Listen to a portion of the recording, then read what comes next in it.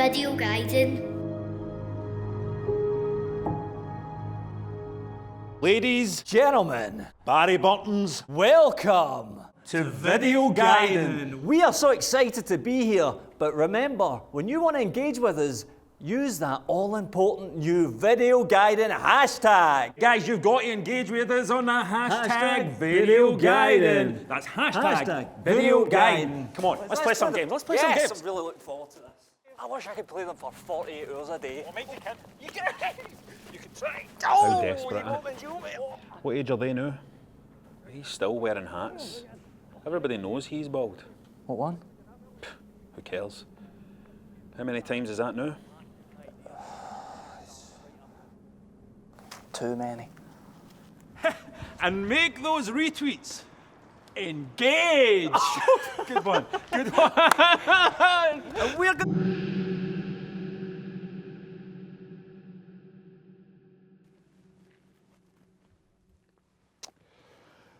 Ambition. Do you have any left? I do. I do. My ambitions involve art, poetry, cinema. It's my ambition to one day surely understand love and see the cosmos. It's my ambition to find out some way to let my spirit fly free and sprinkle moments of itself through the history of the human race. None of my ambitions involve coming to a beautiful place like this and telling all you diddies about a brilliant video game you've ignored as usual. And yet, here we are. Here we bloody are.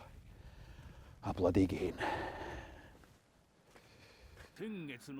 Nobunaga's Ambition on PS4, PS3 and PC is about this mad guy called Nobunaga who wants to run the whole Japanese carry-on. There's far more to it than that, of course. It's beautiful. It's set in ancient times, there are gorgeous drawings of Japanese historical figures, and the music feels like being on a nice spa break your sister bought you for your Christmas. The game is about conquest, and you have to unify Japan by leading your daimyo. Can we have a researcher check the pronunciation of that, by the way? Get back to me before the end of the review. Thanks. To victory over all of the other guys on the map. To do this, you build cities and roads, improve your infrastructure, send spies all over the shop, have a few weddings, and then chop everybody's heads off with a big samurai sword.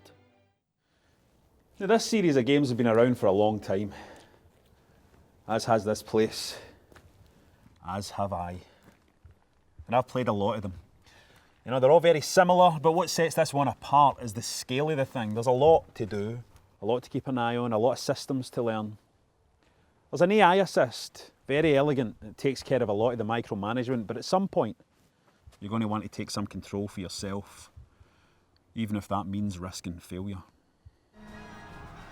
Battles are a high point. They happen automatically, but you can leap in and take control when you feel it necessary.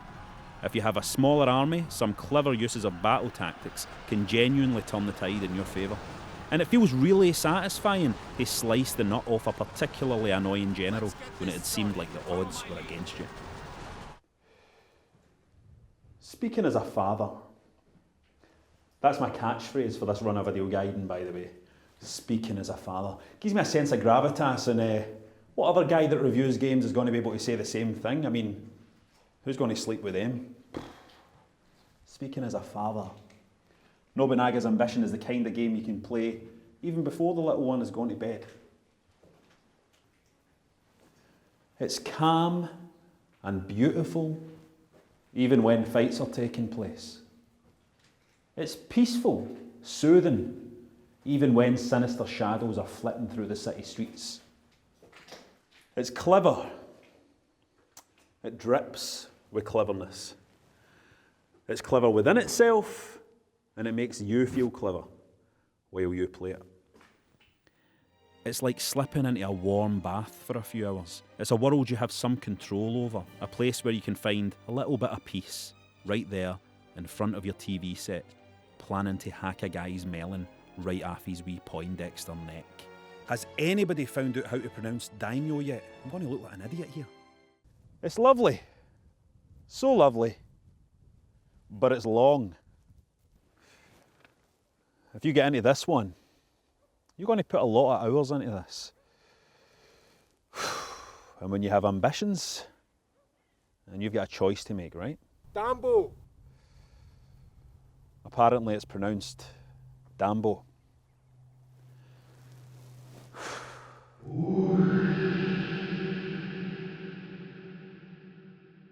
Robert, what is this game footage that we're pretending to be watching right now? Well, this game footage we're pretending to be watching is a game that we are not reviewing on videoGaiden, and it is Rainbow Six Siege. What are the readers saying about this one? Well, Benjamin Ford says of this video game, astounding destruction modelling, excellent varied strategic asymmetric play, shoddy server latency, flawed Marvel needs support.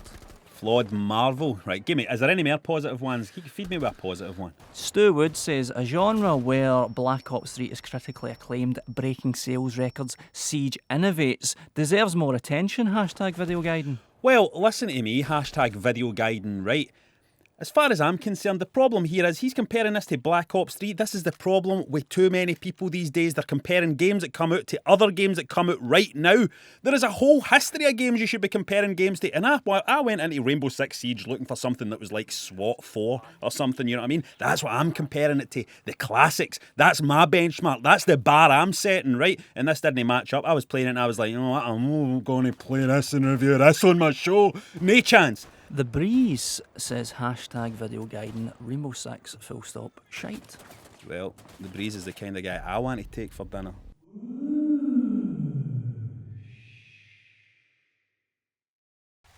Nobody, not even the rain, has such small hands. A perfect line, from mind straight to the page, untrampled by committee, personal. Perfect and personal. Just like life experiences have the greatest impact when new. First times explode. They leave craters in us like the surface of the moon. They shape us for the rest of our lives, and without them, we're nothing. When skilled storyteller Can Gao made a game about longing and heartbreak, he took us through a timeline full of loss and mental illness. And we watch it unfold in reverse, and we realise at its conclusion that all of this hurt-filled chaos we recognise from our own lives tapers down to a single point, a precious first time. How it all grows from there is so delicate and beautiful. The story within To the Moon is so masterful that it makes you want to rip the eyes out of the folk that say, I'm not playing that, that's old looking, that's for hipsters. Here's a first time for you. I'm actually going to kill you! To even mention what this game looks like is mind-numbing. It's not only a beautiful masterpiece, it's important. It has real life worth. It puts its hand on your shoulder and says, everything's all right.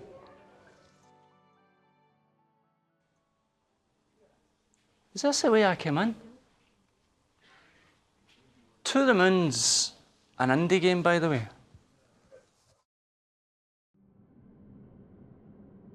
They look so old, don't they? He used to be much fatter, so you would think he would look better now, right? But he just looks kind of saggy and weird. What one? Who cares? Do you think they wonder why they're the only two old guys left presenting kids' TV for the BBC? Oh, no, but hold on, Ryan. Video games aren't just for kids these days. Arseholes. Whoosh, whoosh. Look at how excited you are about this puzzle game set in a bunch of old ruins. What if I was to tell you that at the start of the Talos Principle, you wake up and you don't know who or what you are? Have you ever seen that in a video game? What if there's a voice in the sky and he says he's God, but he's suspiciously insecure? Ooh. Look at you! You can't wait! Put down your shooting game. Class is in session. I'm being sarcastic. I realise you may need reassured that some of the elements comprising the Talos Principle may appear unoriginal, but how they're knitted together, the whole, is exceptional. Firstly, let me talk you through the puzzles in Talos Principle. We're not reinventing the wheel here, but this is very interesting. You record yourself doing part of the puzzle, so you record yourself. I'm going to stand on that, and that'll open that door. And there he is. That's me from 30 seconds ago, and he's going to go and stand on that, which opens the door and lets me get that. See that? See how that works? Good. Now you get that part of the mechanic. Combine that with putting blocks on pressure pads floating in midair on robots, directing laser beams both red and blue, and using jammers to jam robots. That's all you need to know to do the puzzles in the Talos Principle. It's such a relief to have a big huge wad of puzzles pre-designed. They've put a lot of thought into doing the puzzles, and they're all very solid and quite, as you can see, they're quite complicated. Because the laser beams overlap as well, so sometimes they get in each other's way. I think I'm stuck. The developer Crow Team, makers of Serious Sam of all games, brought in 2 new writers for the Talos Principle, and that was a very good idea, Tom Dupert in particular, because as engrossing as the gameplay is, for me, as always, it's the story that hooks. It's the mystery that's so compelling. Searching for scraps of information, listening to the lies of God, confiding in the deceiver that lurks in these computer terminals, and reading through all the corrupted data files and literature extracts and personal logs and emails of the scientists who built whatever this is. All of it is pitch perfect. It's wonderfully written. But with all the philosophising about life and meaning and consciousness that Talos Principle poses, it's tricking you. What's it hiding from you? Well, what's the biggest thing you hide from every day? The fear of death.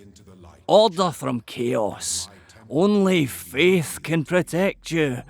The words are the process. All must serve the words, Elohim tells you. But God's real motives are being hidden. This whole thing is a puzzle. Now, it isn't about life. It's about death. It's not a downer though. What it is a brilliant puzzle game, one of the best for years, and a wee crash course in philosophy. Emotionally, it's a little bit sterile. Given some of the themes it's tackling, that may be surprising, but it actually kind of suits the game. What is a person? What is a person? I just found it very interesting and fun to play, and I recommend it to you. On the other hand, our species is almost certainly about to die out, and you'll be gone even before then. So why waste what precious time you have left on Earth with such pointless exercises as thinking? That's not what video games are for. Oh, I made myself sad. Even the DLC's really good. Nobody bought it. When are we dying it? I can't wait. I can't wait. I can't wait!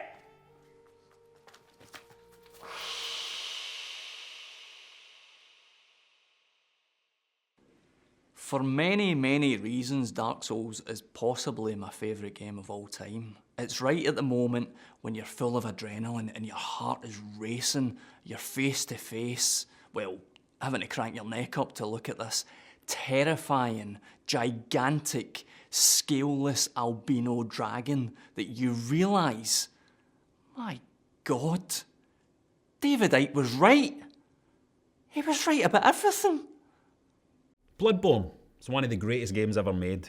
Where the Souls games, like Demon's Souls, Dark Souls and the like, are built around defence, Bloodborne is all about attack.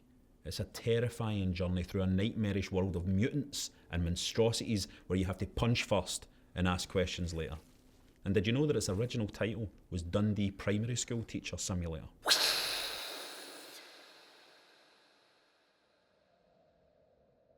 You forget everything that you think you know about board games, Pally-Wally. Because there are universes upon universes upon universes upon universes upon universes upon universes, and they all fit on a table, well, just. Let me show you. This is City of Horror. City of Horror, this spectacle here is a game where each player has a set of characters and you're trying to help them survive until rescue comes. It's a zombie apocalypse, of course it is, of course it is. It's a game, isn't it, for zombies? It's a zombie apocalypse, of course it is, it always is. But the threat in this game isn't zombies.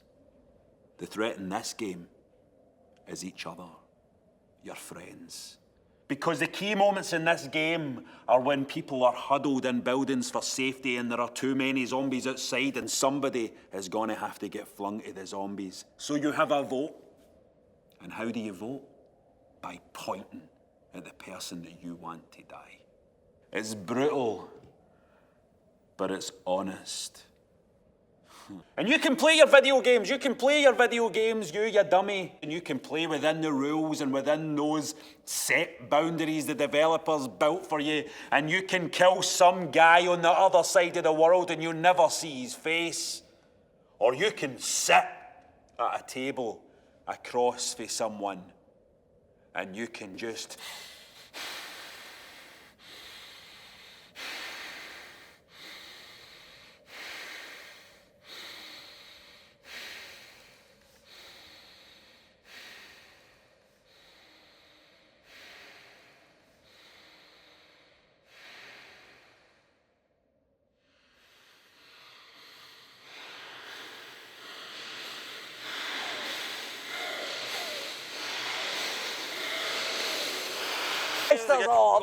I can't believe how good video games are.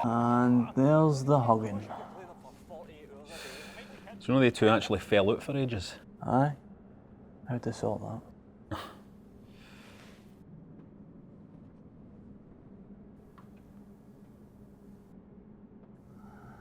Lara Croft, guys. Sonic the Hedgehog. We need to get out of here. At least we know we're trapped. They still don't. Maybe it'd be better not to know. We're going to be hunting down all the games for you. Yeah, like a dog chasing its own tail. Oh, here, get that.